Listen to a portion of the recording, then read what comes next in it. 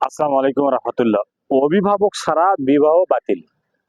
আশা রাদিয়াল্লাহু তাআলা আনহু বলেন, রাসূল সাল্লাল্লাহু আলাইহি ওয়াসাল্লাম বলেছেন যে ব্যক্তিকে, যে মেয়েকে বা ছেলেকে অভিভাবক বিবাহ দেয়নি সে বিবাহ বাতিল, সে বিবাহ বাতিল, সে বিবাহ বাতিল।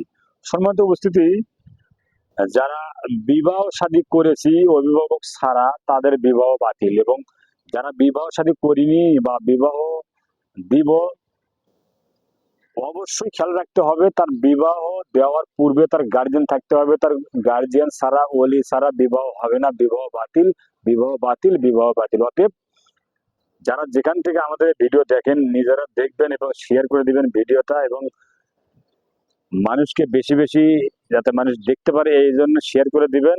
এবং বিবাহ সম্পূর্ণ করতে হলে তার ওলি লাগবে, তার গার্জিয়ান লাগবে। গার্জিয়ান ছাড়া বিবাহ বাতিল, বিবাহ বাতিল, বিবাহ বাতিল। অতএব প্রত্যেকটা মানুষকে জানা দরকার, প্রত্যেকটা মানুষকে জানা দরকার। অনেক লোকই আছে যে মা বাবা ছাড়া, গার্জিয়ান ছাড়া বিবাহ করে, সে বিবাহ বাতিল, আবার নতুন করে বিবাহ পড়াতে হবে, তাছাড়া এই বিবাহ হারাম, বাতিল।